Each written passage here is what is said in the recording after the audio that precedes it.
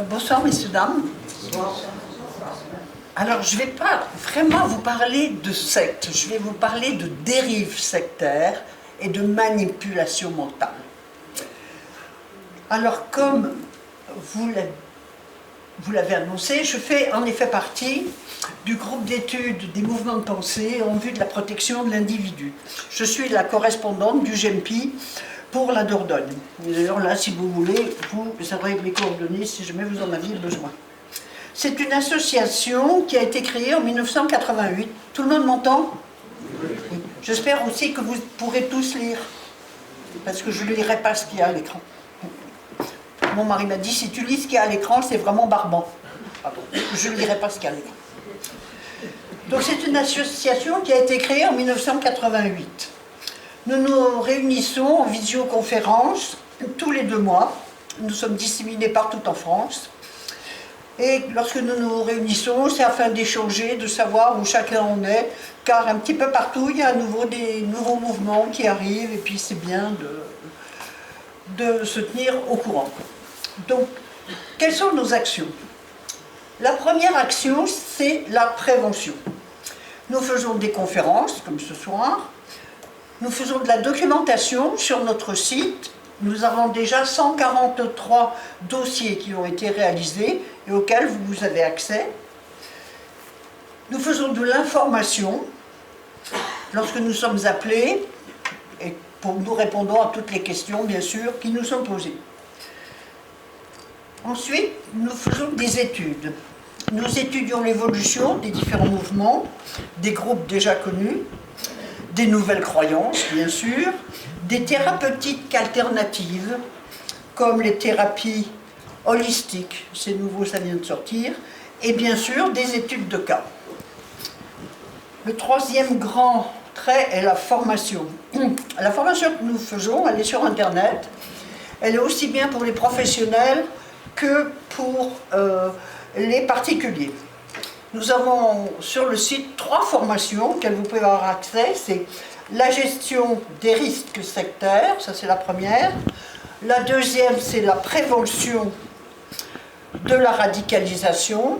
Et la troisième, c'est dérives sectaires, réponse juridique. Et le dernier, c'est l'accompagnement. L'accompagnement d'ex-adeptes, qui en ont bien besoin généralement, et l'accompagnement également des personnes et familles qui sont confrontées à une problématique sectaire. Alors le petit rat que vous voyez là, eh ben, c'est nous. On essaye d'empêcher les gens d'entrer dans une secte, on essaye aussi de les en sortir. Parmi nos membres, nous avons des médecins, des psychologues, des avocats, et des spécialistes de différents domaines. Je suis également membre de la FECRIS. Alors la FECRIS, c'est la Fédération européenne des centres de recherche et d'information sur le sectarisme.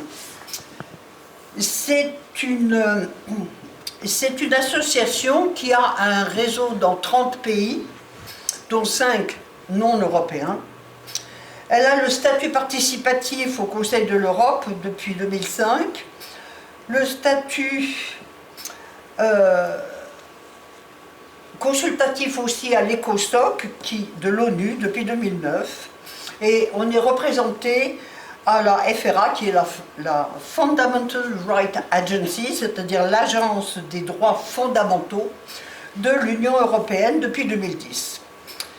Alors la FECRIS organise chaque année un colloque international, bien sûr, sur un thème défini. Et c'est à chaque fois dans une grande ville européenne. Cette année, le colloque se tenait à Stuttgart, en Allemagne, sur le thème « Évolution des droits humains, des dérives sectaires et de l'aide aux victimes ».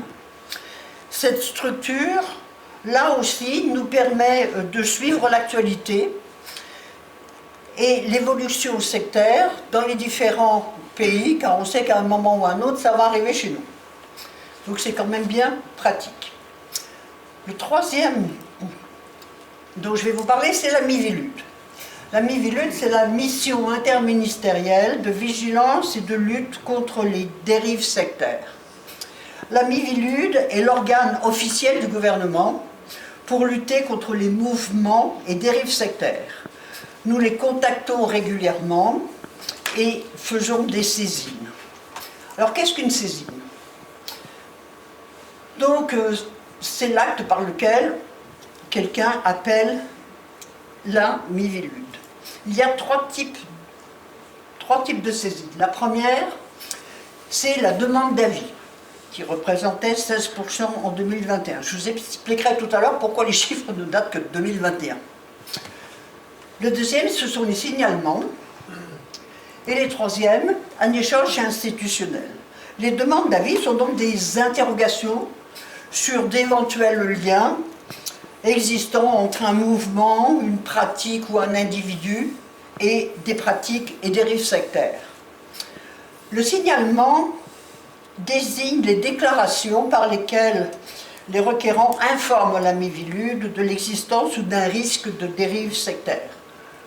Il n'y a pas très longtemps, j'ai fait un signalement pour des écoles hors contrat qui me posaient un peu problème en Dordogne. Et le dernier type, c'est les échanges institutionnels, qui sont des saisines issues d'autres structures gouvernementales, comme la police, les renseignements généraux, les hôpitaux, les services sociaux, etc. La Miviludes fait un rapport tous les 2 ans. Le président est nommé par le Premier ministre et ces dernières années, les présidents de la Miviludes se sont succédés un petit peu rapidement, ce qui fait qu'il n'y en a pas eu un seul qui a eu le temps de faire un rapport. C'est pour ça que le dernier rapport date de 2021 et qu'on n'a pas de chiffres depuis. Désolé. Ce que nous pouvons quand même déjà constater en 2021, et ça n'a pas changé, au contraire, je dirais, c'est l'augmentation significative du nombre de saisines, avec donc en 2021 4035 saisines, soit une hausse de 33,6% par rapport à 2020. Et si on va un petit peu plus loin et qu'on compare à 2015, c'est une hausse de 86%, ce qui est quand même énorme. Alors sur l'ensemble des dossiers traités en 2021, 56% sont des signalements, 16% des demandes et les autres, 7%, les échanges institutionnels. Voilà un beau camembert que je vous ai fait avec les différentes saisines. Là, vous voyez écrit pôle. La Miviludes est divisée en 5 pôles, chargés chacun d'un domaine bien spécifique. Donc comme vous le voyez, le pôle sécurité, qui a eu 1515 saisines, le pôle santé, 1011 saisines, le pôle économique et financier, 670, et le pôle éducation jeunesse, 493, et les mineurs, 396. Si j'affine un petit peu par secteur, là, on arrive à des chiffres qui sont très intéressants. Les témoins de Jéhovah, 99 saisines. L'église de Scientologie, 33 saisines. Donc l'église de Scientologie, c'est ici. L'anthroposophie, dont je vous parlerai dans la deuxième partie, 31 saisines. 293 saisines concernent la mouvance chrétienne, mais au sens large du terme.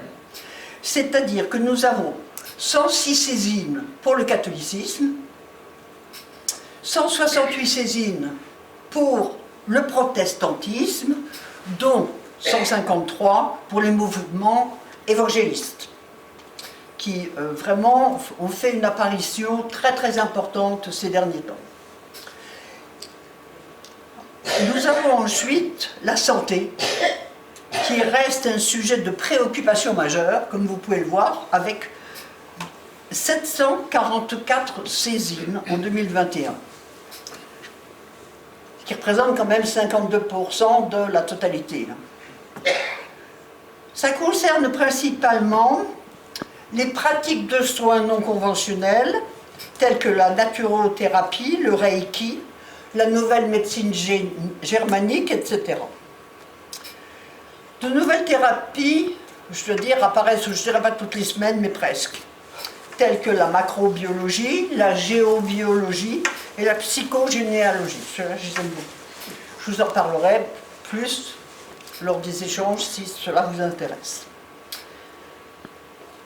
Parmi les saisines traitées par le pôle économique et financier, qui représentent quand même 12%, 173 saisines concernent le développement personnel, très à la mode le développement personnel, dont 54% sur le coaching spécifiquement, et 86 saisines concernent la vente multiniveau, un sujet d'attention depuis quelques années, car il touche principalement les jeunes de 16 à 25 ans. C'est quoi ça? Ah, bah vous poserez de questions après. On ne le pose pas pendant.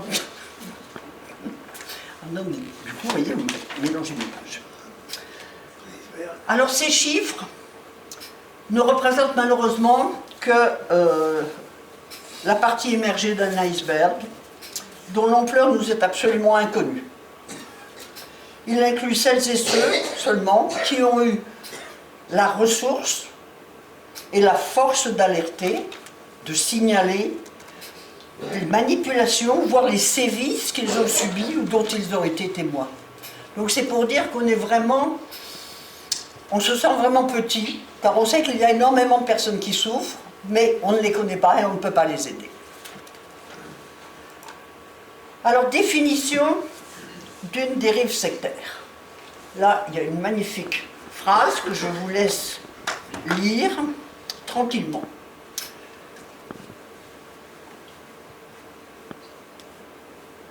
En gros, ça signifie que si par exemple vous avez quelqu'un qui tous les jours vous dit que vous êtes moche et bête, au bout d'un moment, invariablement, vous serez convaincu que vous êtes moche et bête. C'est la suggestion, c'est la manipulation mentale, et ça c'est systématique. Ça ne pourra pas être autrement. Alors, afin de préserver les libertés de conscience et de croyance, tout en permettant une caractérisation quand même objective d'un dévoiement de ces libertés, lorsque des personnes font l'objet d'une emprise psychologique, une liste a été faite et elle repose sur des éléments, comme vous pouvez le voir, tangibles, indépendants de tout jugement de valeur quant à la doctrine impliquée. Tous ne touchent pas une seule secte, mais toutes les sectes ont des points communs, c'est-à-dire l'emprise mentale. Ça, on n'y coupe pas. La rupture avec l'environnement, on n'y coupe pas. Les exigences financières exorbitantes, on n'y coupe pas. Après, il y en a certains, bien sûr, qui ne touchent pas aux enfants, qui ne font pas d'ordre à l'ordre public, etc. Mais ces critères-là sont ceux qui, automatiquement, nous donnent, et avec lesquels on sait s'il y a des dérives sectaires par rapport à un mouvement. Alors, le processus d'aliénation. Il y a 4 étapes. Ces 4 étapes sont la séduction, la déconstruction, la reconstruction et la consolidation. Je vais vous raconter une histoire. À Paris, j'allais dans les lycées pour informer les jeunes des risques sectaires, car vous aviez énormément de sectes qui s'intéressaient aux jeunes, et donc je leur faisais de la prévention. Et une fois, dans un lycée du 16e, arrive une classe, et en entrant dans la classe, j'entends un des jeunes qui dit « Oh ouais, alors là, moi, les sectes ne sont pas près de m'avoir. » Le gamin, il devait faire 1m85, et puis j'étais bien contente qu'il dise ça. Car quand il s'est assis, je lui ai dit « Vous êtes grand, vous devez faire du basket. » Il me dit « Ah bah ouais, je fais du basket. » Okay. Je dis « Alors, je vais vous expliquer quelque chose. Vous avez un monsieur, un jour, qui arrive, et qui vous dit « Ah, toi, tu fais du basket. Ah, je vais te prendre avec moi. J'ai une association qui forme les basketteurs. Bon, d'accord, c'est un peu onéreux, mais tous ceux qui sortent de mon école, après je les place dans les grands clubs. Et tu deviendras un grand champion et tu seras très bien payé parce que tu seras dans un club international. Donc ça, c'est la séduction. Une fois rentré, on lui dit « Ben alors, t'es le meilleur joueur que j'ai jamais eu. Ça, c'est sûr que tu feras une carrière mondiale. » Au bout d'un moment, on va te dire « Ouais, là, ton jeu, quand même, il laisse à désirer. Hein. C'est plus aussi bien qu'avant. C'était quand même bien quand tu es arrivé, mais là, ça va pas. Alors peut-être que tu as besoin de plus de cours particuliers, donc il faudrait que tu repayes pour qu'on t'en donne plus. Ou alors tu t'ennuies de tes copains, il faudrait que tu fasses entrer tes copains. » Alors il dit, bah oui, c'est sûr. Hein. Je dis, parce que pour toi, c'est important qu'on te dise à nouveau que tu es le meilleur joueur du monde, que tu es le joueur qu'on attendait. Ah ben il dit, ça c'est vrai. Je lui dis, t'es prêt à faire n'importe quoi? Bah oui, je suis trop tard, t'es dans le sec. C'est comme ça que ça marche. Alors ce qu'il faut savoir, c'est que c'est seulement lorsque les 2 premières étapes sont entièrement assimilées que l'on peut passer à la 3e étape. Cette 3e étape, c'est la reconstruction de la personne, mais vue par le gourou. C'est-à-dire qu'on remodèle la personne, on lui invente une histoire, et on lui dit, voilà, maintenant, tu vas faire ci, tu vas faire ça, pour que tu réussisses dans la vie, etc. C'est très très important, parce que petit à petit, il y a cette perte d'autonomie, cette perte où la personne ne sait plus trop où elle en est, mais elle suit, elle suit, elle suit. Et la 4e étape, là, c'est ce qu'il y a de plus important pour le gourou. C'est que la personne est entièrement soumise. Mais ce qui est très très important, c'est qu'elle croit inconditionnellement à toutes les vérités qu'on peut lui dire. Le doute et la contre-argumentation, non seulement est de moins en moins tolérée, mais peut apporter des sanctions, aussi bien psychologiques que physiques.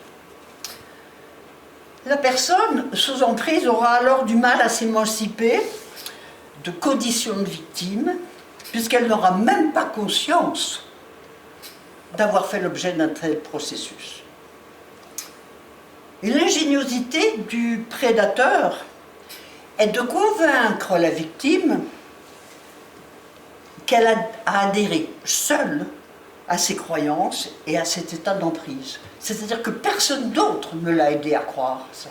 C'est elle toute seule. Et ça, c'est la grande force des gourous.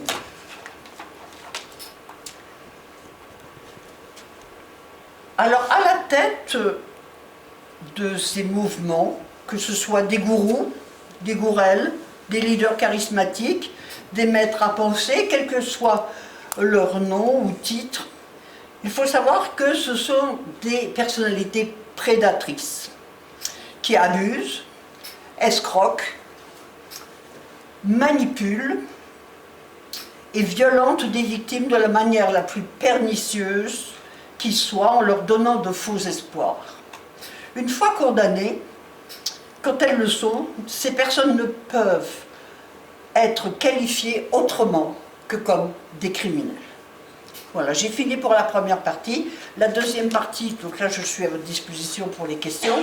La deuxième partie consistera à vous montrer des exemples de mouvances dont vous avez tous entendu parler et qui peuvent être utilisés par des mouvements sectaires.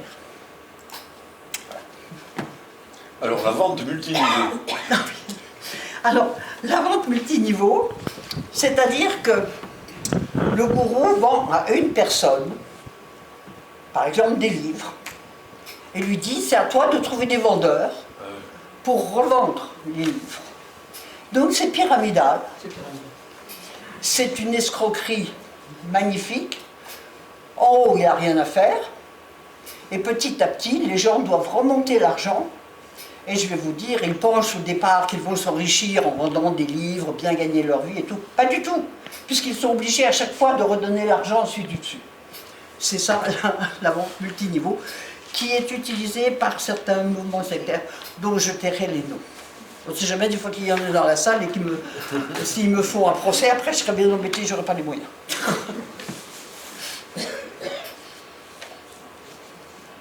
Les questions? Est-ce que la scientologie est une secte? Alors la scientologie, d'après les rapports parlementaires, est considérée comme une secte. Elle a été d'ailleurs plusieurs fois condamnée pour escroquerie par rapport à des méthodes qui n'étaient pas très très bien. D'ailleurs, la scientologie utilise la vente multiniveau, entre parenthèses. Continue une deuxième question. Oui. Donc vous êtes un des représentants de la scientologie. Oui. On est d'accord ou pas? Je suis pas sûre de savoir combien ils sont en France. Je sais qu'ils dépensent. Ils ont ouvert sur les Champs-Élysées, je crois, près du stade du Château. Ils ont ouvert un grand immeuble juste à côté du Stade de France, au moment des Jeux Olympiques, pour attirer le maximum de gens. Ils ouvrent des grands centres partout. Ce que je peux vous dire, c'est que l'argent qui part aux États-Unis, parce que tout l'argent de la scientologie part aux États-Unis, hein, l'argent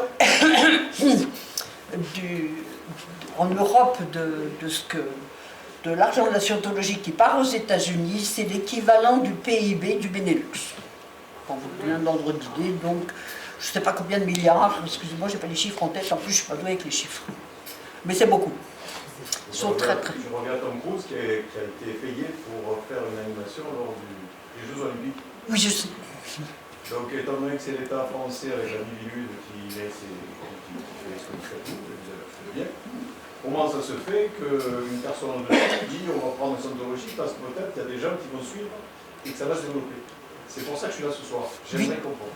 Eh bien écoutez, j'aimerais bien comprendre aussi, parce que c'est vraiment le genre de choses qui me déplaît, mais bon, qu'est-ce que vous voulez, c'est comme ça, hein, les gens peuvent croire en... J'ai organisé beaucoup de manifestations contre la scientologie, parce que je défendais les enfants, et il y avait les deux garçons qui s'occupait de la communication de la scientologie, qui à chaque fois venait me voir, me disait « Mais Madame Rose, pourquoi vous faites encore une manifestation contre nous ?» Alors je dis « Non, je ne fais pas une manifestation contre vous. Vous pouvez croire en ce que vous voulez. Si vous voulez adorer les chaussettes roses à petits pois, c'est votre problème.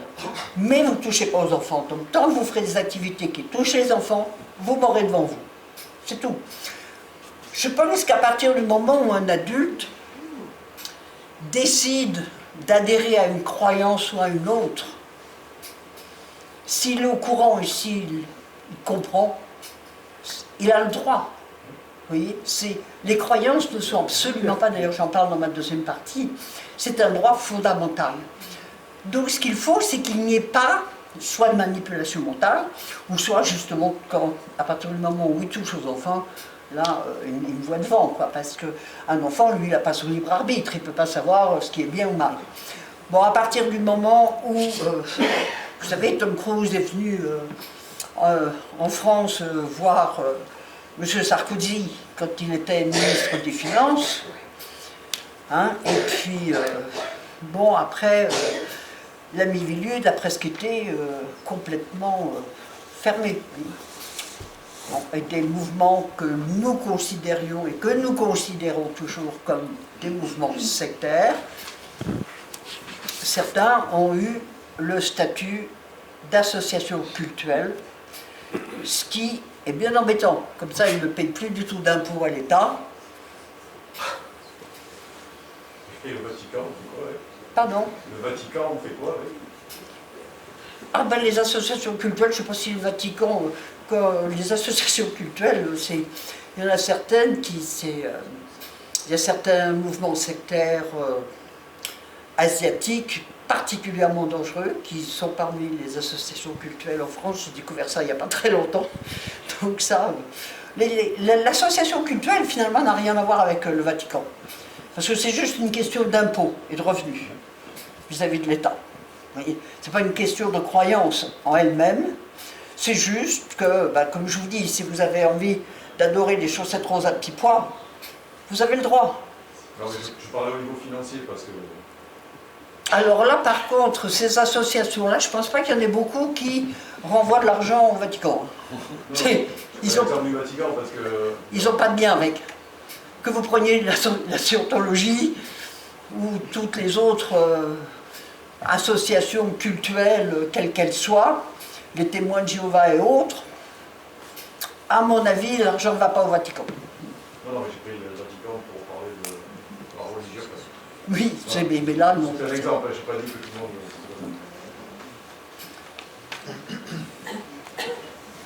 Il y a quelque temps, il y a des familles qui se sont portées en justice concernant TikTok. Est-ce que ce programme peut être considéré en voie de devenir sectaire? Vous savez, tous les programmes, tous les sites informatiques, tout dépend de ce que vous en tirez vous. Vous trouvez de tout partout, que ce soit sur Google, sur TikTok, n'importe où. C'est ce que vous cherchez, comment vous l'interprétez, et ensuite, ça peut entraîner, en effet, des dérives sectaires ou des manipulations mentales. Mais il y aura d'autres personnes qui auront lu exactement les mêmes articles que vous, et qui ne se sentiront pas du tout concernés. Vous voyez, c'est toujours une question personnelle et d'interprétation. C'est lorsque vous recherchez quelque chose, automatiquement vous allez avoir ce que vous recherchez. Là, dans les médecines, je vous ai parlé de certaines médecines qui sont, je dirais presque hors normes. Bon, les gens qui vont voir des praticiens de ces médecines, automatiquement, c'est parce qu'ils recherchent quelque chose, qu'ils ont besoin d'une aide. Vous voyez, c'est toujours le rapport de la demande. Mais c'est vrai que TikTok, c'est... vous avez du bon et vous avez du mauvais. Mais c'est vrai aussi que, comme je vais vous en parler dans la deuxième partie, vous avez énormément de mouvances qui sont en effet sur le net et qui peuvent être très très dangereuses, qui peuvent entraîner justement des dérives sectaires très importantes. Qu'est-ce que vous prenez comme critère d'âge quand vous parlez des enfants? Comme critère de base, vous avez d'âge. Je vais vous dire, les enfants, on les prend tout petits. On fait attention tout petit. Parce que ce qu'il faut savoir, c'est qu'un enfant à qui on a inculqué des idées à 3 ans, c'est déjà énorme. Un enfant qui a été, par exemple, islamisé dans les camps où ils ont été prisonniers, etc., 5 ans, c'est trop tard. On ne pourra pas le faire changer d'avis. Il sera toujours radicalisé, avec les idées qu'on lui aura inculquées. Donc, à partir de 3 ans, on fait attention. Les jardins d'enfants, on s'est beaucoup battu justement contre la scientologie, qui avait et qui ouvrait des jardins d'enfants. Donc, vous me direz, ok, on ne peut pas dire qu'il les endoctrinait. Mais c'est vrai aussi qu'à partir du moment où un enfant il est heureux dans son environnement, il en parle à ses parents, quand on parle, il dit « Ah, mon gosse il est super content, hein, mettre tes enfants aussi ». Et ça apporte aussi de l'argent à la scientologie. Mais c'est rapide aussi de faire passer une idée ou une autre dans le cerveau d'un gamin, sans qu'il s'en rende compte. Bien sûr, déjà les adultes ne se rendent pas forcément compte qu'on leur inculque certaines idées, alors imaginez les enfants. Mais on les prend tous. Sans porter atteinte à la liberté de chacun de penser autrement que la majorité, dans quelle mesure des organismes ou un organisme central est habilité à décréter qu'il y a une secte Et est-ce que c'est Alors ça, je vais vous en parler dans la deuxième partie. D'accord. Je Est-ce vous ai- que dans les différents pays, il y a concordance sur la reconnaissance de ce type de Alors, secte? Je vais vous dire justement, grâce à la FECRIS, nous pouvons savoir ce qui se passe, au moins dans les autres pays d'Europe. Nous avons la chance, nous en France, d'avoir la FECRIS. Aucun autre pays n'a l'équivalent. Et je vais vous dire que nos voisins belges, ils aimeraient bien l'avoir. Oui. Alors, dans les autres pays, les critères souvent sont totalement différents. Par exemple, vous avez des pays comme la Belgique ou la Suisse, où il y a un certain nombre de religions qui sont acceptées. Je crois qu'en Belgique, il y en a 13, en Suisse, il doit y en avoir 14. Donc, si vous êtes dans cette religion... Bon. Sinon, les critères de base, mais il faut savoir aussi que la laïcité, chez eux, c'est une religion. En Belgique, lorsque vous êtes laïque, c'est une religion. Donc, ce qu'il faut, c'est que ça dépend d'un pays à l'autre. Nous, on a cette chance, et vous verrez dans la deuxième partie, je vous dis les critères qui sont pris en compte, justement, pour dire, attention, ça c'est une secte. Ça c'est une croyance, vous avez le droit de croire en ce que vous voulez. Mais là, attention, il y a danger. Il y a danger pour la santé, il y a danger pour le psychisme, il y a danger pour le physique. À partir du moment où il y a des dangers, là, à ce moment-là, c'est une secte et plus une croyance. Mais je vous donnerai plus de détails tout à l'heure. Il est quand même inquiétant de voir que la limite extrême de la dérive sectaire, c'est quand c'est un pays complet où les dirigeants assez dictatoriaux décrètent que tous ceux qui ne pensent pas comme eux sont des membres de sectes. Espérons qu'en France, on en soit loin. C'est plus simple, mais bon. Ça a de tout temps été. Je ne dis pas que je suis pour, puisque je lutte contre, mais malheureusement, on se bat un petit peu avec nos moyens. Et puis, c'est vrai que nous, les associations, on a des petits moyens par rapport aux sectes qui ont des gros moyens. Enfin, certains mouvements sectaires. Vous parliez des gourous. Oui. Est-ce que le mari qui tabasse sa femme est un gourou? Alors, généralement, oui, on pourrait l'appeler comme ça. Mais si vous voulez, ça souvent, c'est ce que l'on appelle C'est un souvent... faible et un gourou. Ce sont des manipulateurs mentaux, même si après ils utilisent. Et ce sont des pervers narcissiques.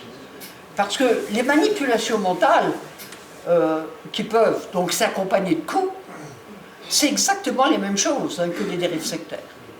Tu n'es pas d'accord avec moi, on ne va pas discuter parce que ça, on utilise de la salive, je te donne un coup de poing dans la figure. C'est bon. Et là, je le vois souvent parce que quand nous faisions des manifestations contre certains mouvements, il y avait des gens qui venaient nous dire « Non mais vous savez, ils sont gentils, pourquoi vous vous manifestez contre eux? Ce sont des gens vraiment sympas. » Alors je leur disais « Non mais attendez, ils sont après votre argent, ils veulent que vous rentriez chez eux, ils ne vont pas vous recevoir avec une tête de 6 pieds de long et puis des insultes. Il faut quand même être un peu logique. Hein. Donc automatiquement, ils sont gentils, automatiquement, ils sont souriants. Vous voyez. Donc, mais c'est vrai que dans les familles, vous pouvez avoir des pervers narcissiques qui sont exactement la même chose qu'un gourou dans une secte. Bien sûr. Ça ne fait aucune différence, parce que la seule chose qui l'intéresse, c'est de manipuler l'autre. Est-ce que les assistantes sociales qui pénètrent souvent dans les secrets familiaux peuvent vous faire remonter des informations? Bien sûr. Bien sûr. J'ai mis, pour ceux que ça intéresse, j'ai mis un magnifique petit flyer, vous retrouvez la petite souris, et vous aurez mes coordonnées. Donc, puisque moi, c'est moi qui suis là pour la Dordogne, donc vous pourrez m'appeler et puis on fera le nécessaire derrière, s'il y a possibilité, bien sûr, de faire le nécessaire. Mais nous avons des informations d'un peu tout le monde qui remontent. Ça remonte jusqu'où en termes final? Quel est l'ultime décideur de la notion de secte? Eh bien, si vous voulez, nous, soit, par exemple, c'est quelqu'un qui essaye de sortir, et qu'on aide à sortir, donc auquel cas, ce sont nos médecins, nos avocats, etc., qui prennent la personne en charge, au niveau du GEMPI. Soit, si ça doit aller plus loin, ce sont des saisines que l'on fait à la Miviludes, et qui peut aller, selon les cas, s'il y a il faut qu'il y ait des atteintes à la sécurité ou quoi que ce soit, et ça peut aller jusqu'au tribunal. Le problème, si vous voulez, c'est que la majorité des gens qui s'en sortent, il faut, je dirais, entre 11 et 14 ans pour que psychologiquement elle s'en sorte. Donc elle ne peut pas porter plainte, c'est trop tard.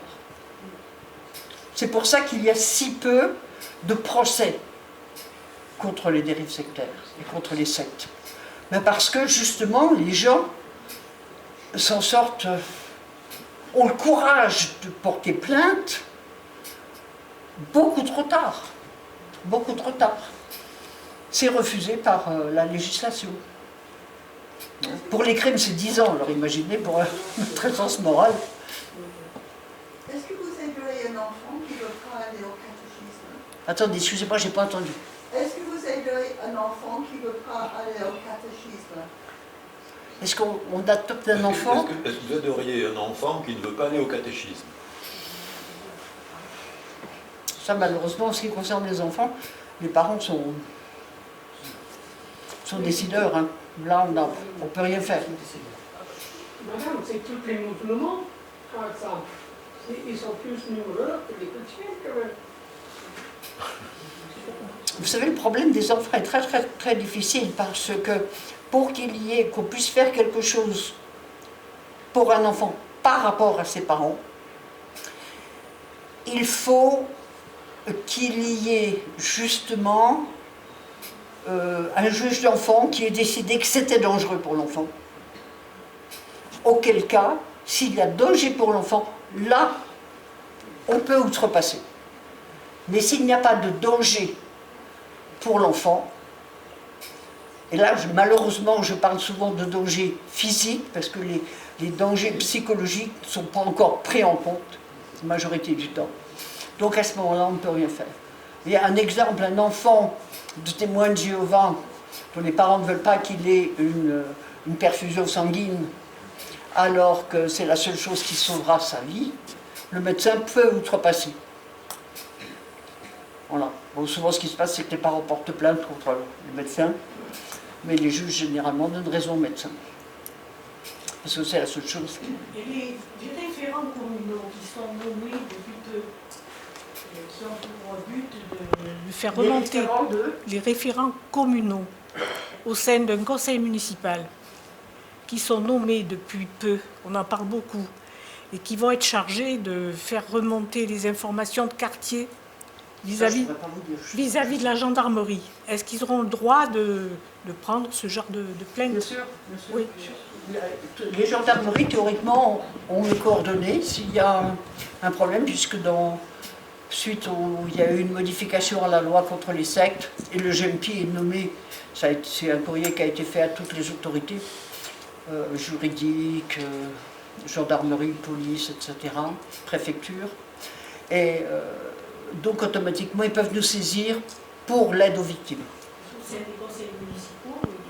Il y a Pareil, un référent communal s'il y a qui va rassembler.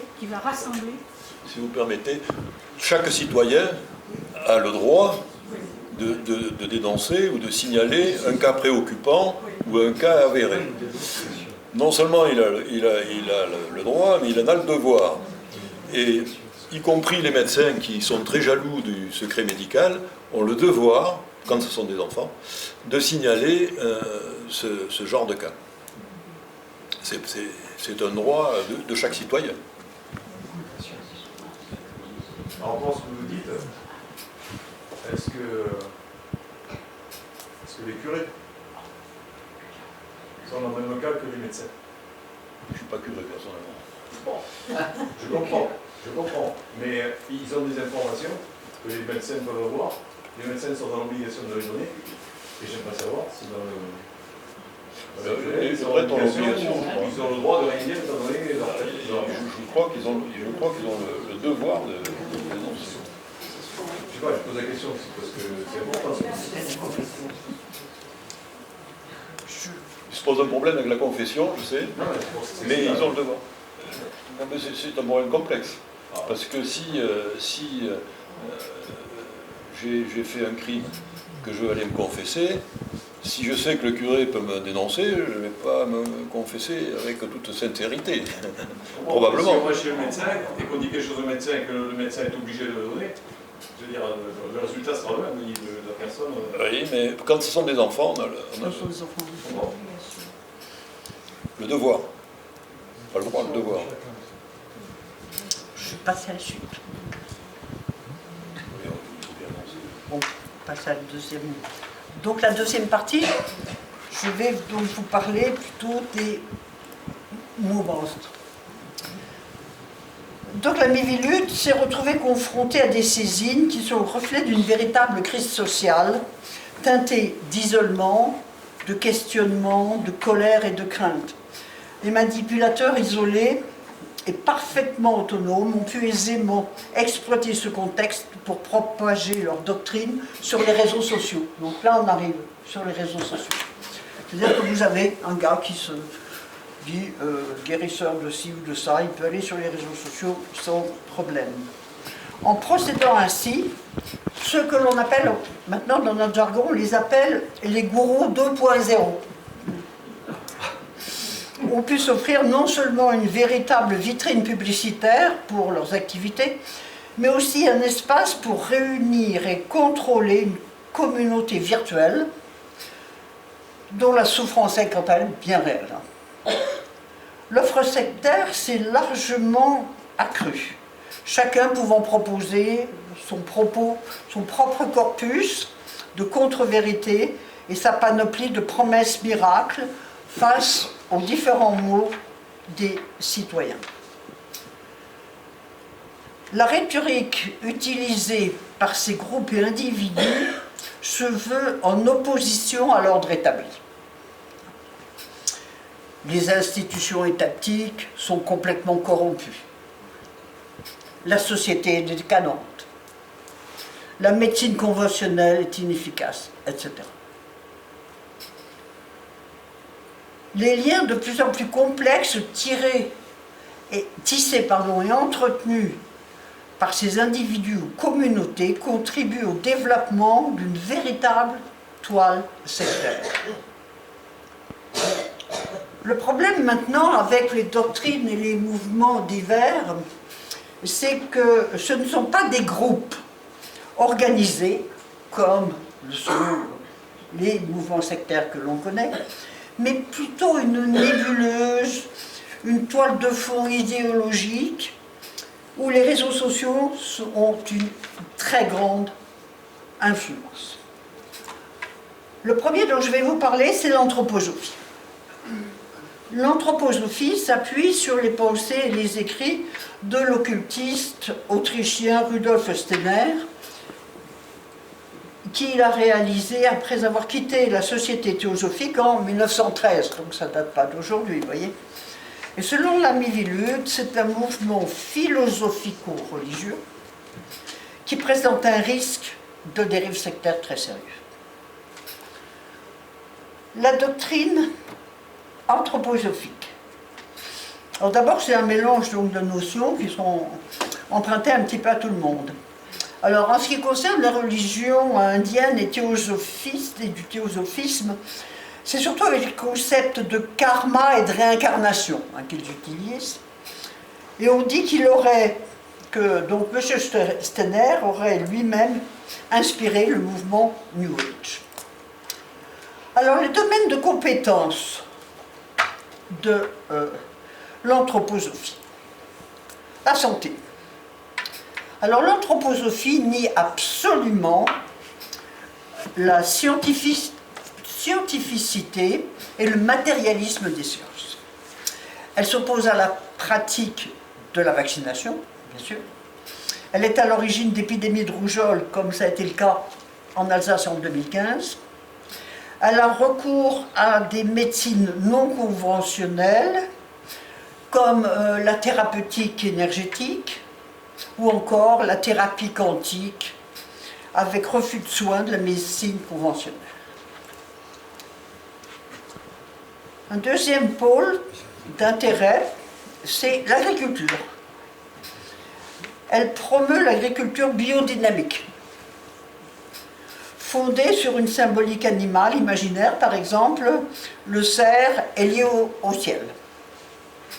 Cette agriculture biodynamique est basée aussi sur l'astrologie et des croyances avec des forces ésotériques. Ah, le bien-être.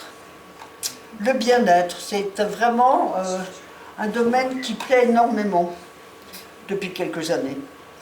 Donc avec ces sociétés, Velleda et voilà, l'anthroposophie vous offre toute une gamme de produits de bien-être qui aura des conséquences bénéfiques sur votre santé et sur votre vie en général. Donc ça, c'est selon leur dire. Hein.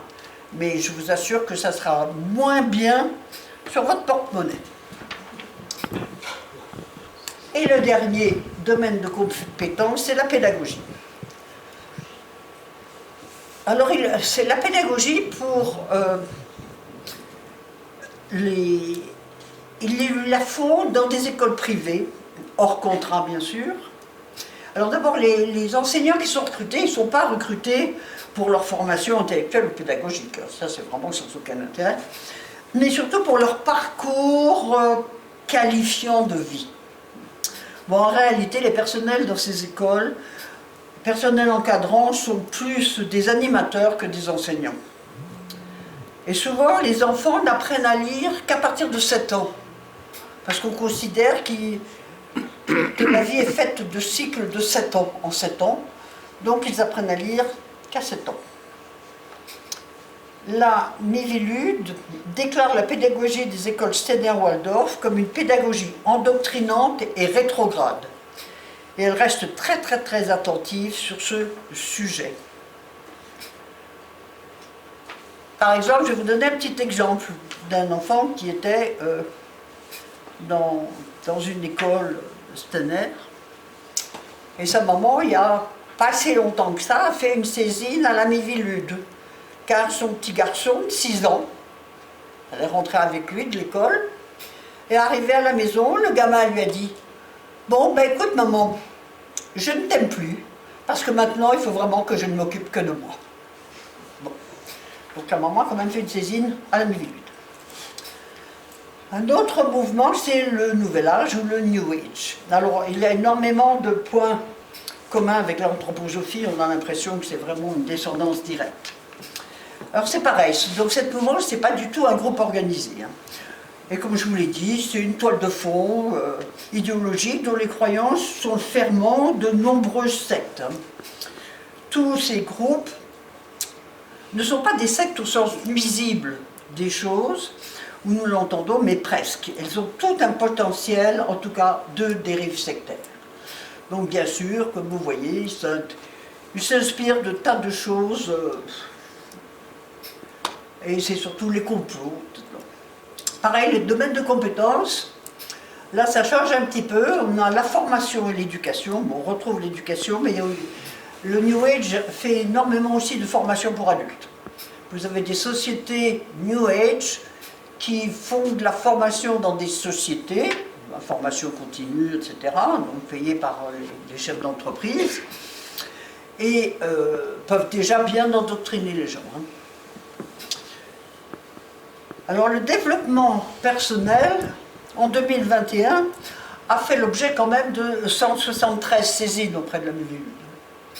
Le yoga est une porte d'entrée dans ce mouvement et par suite éventuellement dans d'autres mouvements.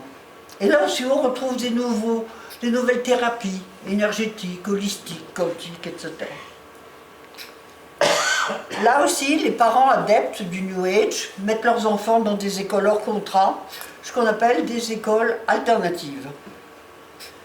Alors certaines écoles alternatives s'appellent aussi des écoles démocratiques. J'aime beaucoup le terme.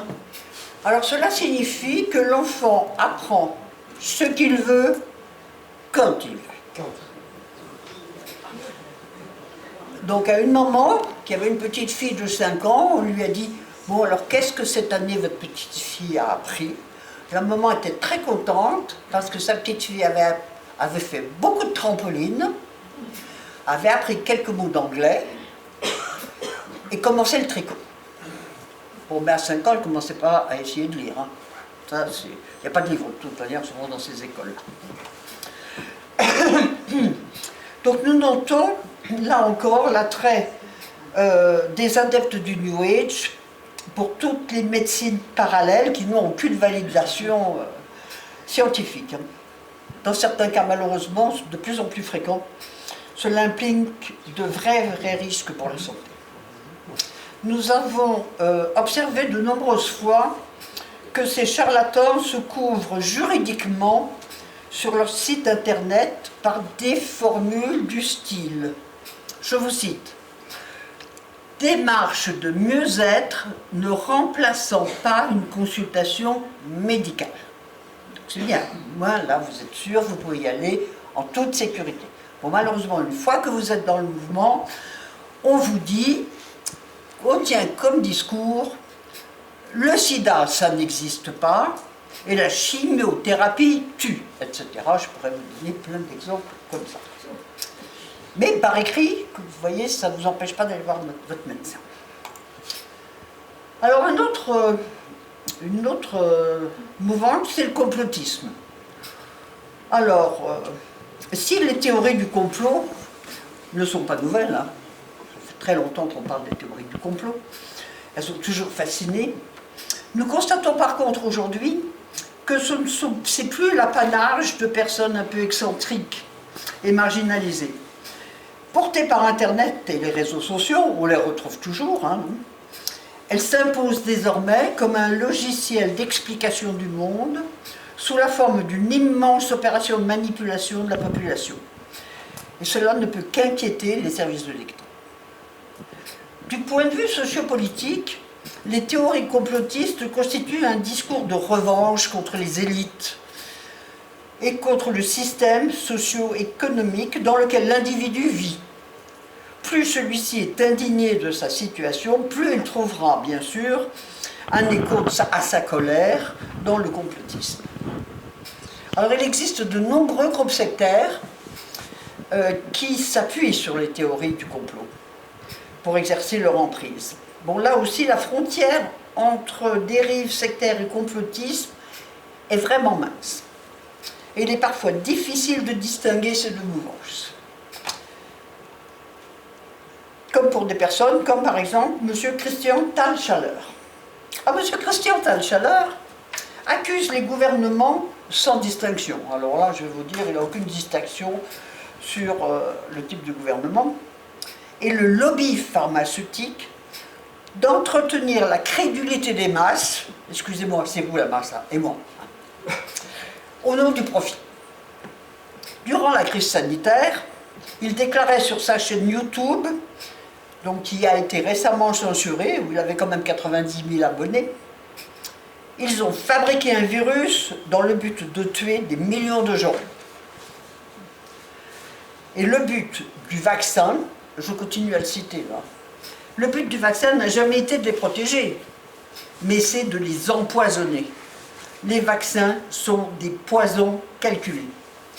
Alors son discours anti-vaccin n'était pas nouveau, car il a démarré de bonne heure. Il publiait déjà en 2014 « Les vaccins sont des poisons » et dès 2009 « Vaccin, un génocide planétaire ». Alors la Miviludes maintient sa vigilance à l'égard du complotisme en raison de la proximité grandissante de certains collectifs, avec des individus ou groupes à tendance sectaire. Ce phénomène peut avoir des effets dramatiques lorsqu'il implique un rejet total de la médecine, où on retombe encore dans ce critère, de la médecine conventionnelle, et dans certains cas, un arrêt des soins médicaux. Un autre mouvement, une autre mouvance, c'est le survivalisme. Alors là aussi, si la Miviludes ne retrouve absolument pas de phénomène d'emprise mentale dans le survivalisme, certains groupes sectaires s'appuient sur cette mouvance, tel que, par exemple, le cas de Ramtha. Je vais vous parler de Ramtha. D'origine américaine, Ramta est apparu en France, notamment dans les Pyrénées-Orientales, en 2008. Ce mouvement incite ses adeptes à se protéger de la fin du monde. Le mouvement va même jusqu'à construire des bunkers pour se protéger d'une apocalypse imminente. Les adeptes sont également invités, enfin invités c'est beaucoup dire, hein, parce qu'il y a toujours de l'argent derrière. Hein. Quand je dis invité, c'est le terme générique. Hein. C'est pas, venez, je vous invite à faire quelque chose gratuitement. Non, non, ils sont invités, mais ils payent. Dans lesquels ils sont mis en contact avec des extraterrestres venant de la planète Sirius. Grâce à ces stages, les adeptes doivent découvrir les secrets de l'immortalité. Bon, j'ai pas ces coordonnées, si jamais ça vous intéresse, je pourrais toujours essayer de me renseigner. Mais donc, évidemment, ces stages sont tenus dans des lieux très secrets, comme je vous dis, vous êtes peut-être invités, mais ils sont quand même très chers. L'autre mouvement, c'est le séparatisme. Bon, là aussi, la frontière, ben, c'est toujours pareil, hein, entre le séparatisme et les dérives sectaires, elle est très fine. Car de nombreux groupes à caractère sectaire le pratiquent de fait. En effet, pour exister une véritable emprise sur les adeptes, les mouvements à caractère sectaire mettent en place leurs propres règles, leurs propres lois. Ils adoptent un mode de fonctionnement autarkique où les normes extérieures sont rejetées car perçues comme étant illégitimes. Donc dans leur conception, les lois du groupe s'opposent à celles de la République et la communauté prime sur le reste de la société. Alors la séparation, elle peut être géographique, mais la barrière peut aussi être psychologique et idéologique. Bien que certains groupes vivent physiquement au sein de la société, Madame, vous parlez de votre ordinateur et pas à nous. Est-ce que vous pouvez... Ah, vous voulez que je m'adresse, je parle comme ça? Mais attention. Excusez-moi. Le siège, votre colonne verticale, il fait comme ça. C'est pas bon. Je veux bien que vous êtes en face de nous pour parler. Parce que ça, c'est rien à faire. Vous avez déjà en face de nous, ton ordinateur. D'accord. Attention pour votre... Oui, mais il faut que je regarde aussi ce qui se passe là, parce que sinon, je risque de faire des erreurs. Donc, ce que je vous disais, c'est que la séparation, elle peut être géographique, mais la barrière peut aussi être psychologique. Bien que certains groupes vivent physiquement au sein de la société, ils considèrent cette dernière comme un lieu pervers ou nocif, où il est essentiel de ne pas créer des liens ou de se laisser influencer. Dans ce dernier cas, même si l'organisation en question ne cherche pas à faire sécession sur le plan territorial, une volonté de séparatisme y est caractérisée. Sous emprise, les adeptes sont psychologiquement isolés du reste du monde et sont poussés à rejeter l'autorité de l'État. Vivant en autarcie, comme je l'ai dit, idéologique, il est inconcevable pour eux de s'intégrer au monde extérieur qui est diabolisé. La radicalisation, ça c'est un terme que bien sûr vous connaissez tous. Alors il n'existe pas de définition juridique de la radicalisation. Néanmoins, le Conseil de l'Europe, dans des recommandations qui ont été adoptées le 2 mars 2016, ont proposé celle-ci, je cite, « C'est un processus dynamique par lequel un individu accepte et soutient l'extrémisme violent de manière croissante. Les raisons motivant ce processus peuvent être idéologiques, politiques, religieuses, sociales, économiques ou personnelles. » Fin de citation. La majorité des définitions de la radicalisation prennent en compte 3 éléments essentiels. La dimension processuelle du phénomène, de rupture comportementale, une idéologie extrémiste et une propension à basculer dans la violence. Elle peut donc porter atteinte à l'ordre public. La radicalisation suppose donc l'adoption d'une idéologie, politique et ou religieuse, qui donne à l'individu un cadre de vie, des repères guidant l'ensemble de ses comportements. Et là, vraiment, nous sommes en plein dans la manipulation mentale. Manipuler, réveillez-vous. En conclusion, la crise sanitaire et la crise sociale, en déstabilisant de nombreux individus, ont accentué les doutes et les peurs, créant une réaction, une intolérance à l'incertitude. Chacun veut détenir non plus la vérité, mais sa vérité. C'est une manière de se réaffirmer comme individu dans un système globalisé. Le besoin d'avoir à nouveau confiance en soi et en son environnement. Alors, face à une personne qui est susceptible qui montre des signes, il est très très très important de maintenir le lien. Il faut adapter son langage à celui de la communication de l'autre. Il faut faire en sorte que la personne se pose des questions. Il faut inciter la personne à multiplier ses sources d'information. Par exemple, une des questions, je disais aux gens, quand ils rentrent dans une association, pour savoir si, en gros, c'est un mouvement sectaire, il y a déjà la première question qu'il faut se poser, c'est est-ce qu'il y a un conseil d'administration? Est-ce qu'il y a des élections tous les ans, avec l'élection d'un président, d'un trésorier, d'une secrétaire? Parce que dans les mouvements sectaires, le président, il est à vie. Élection, c'est quoi ce mot-là? On ne comprend pas. Donc il n'y a pas d'élection, il n'y a pas de conseil d'administration. À la limite, quelquefois, on ne sait même pas qui est à la tête, pour vous dire. Donc surtout, ce qu'il faut, c'est que lorsque vous connaissez une personne qui montre des déviances comme ça, alors peut-être qu'elle ne va plus s'habiller pareil, ou elle ne va plus manger la même chose, etc. Alors surtout, ne lui dites pas « Ah, qui sont les gars avec qui tu vas là maintenant? Ah ben ça c'est une secte. » Non, ça c'est automatiquement ce qu'il ne faut pas dire. Parce que quand les personnes entrent dans une secte, une des premières choses qu'ils leur disent, c'est « Attention, ne dis pas que tu es chez nous. Ils vont dire que tu es dans une secte. » Donc, vous leur donnez raison.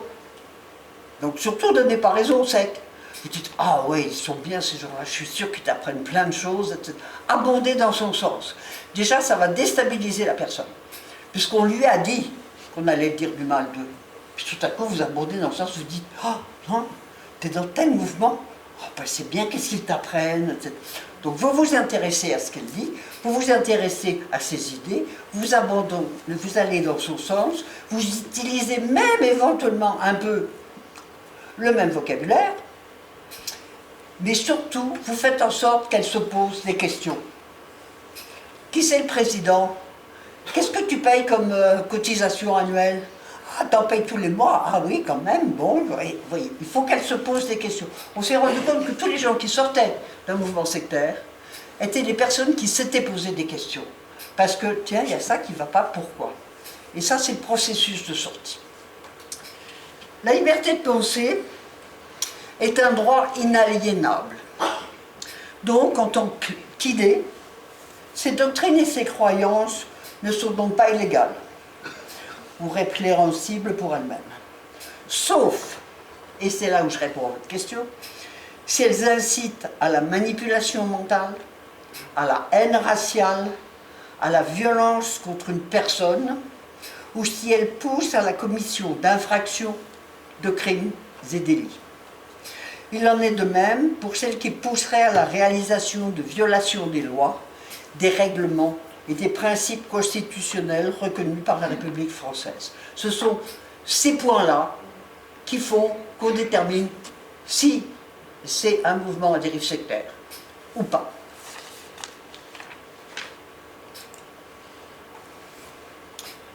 Alors pour finir, rappelez-vous la chose la plus importante. C'est que tous ces gourous, gourelles, etc., et autres manipulateurs, ils n'ont absolument rien à faire de votre bien-être, rien à faire de votre santé. Il n'y a qu'une seule chose qui les intéresse, votre argent. Merci pour votre attention.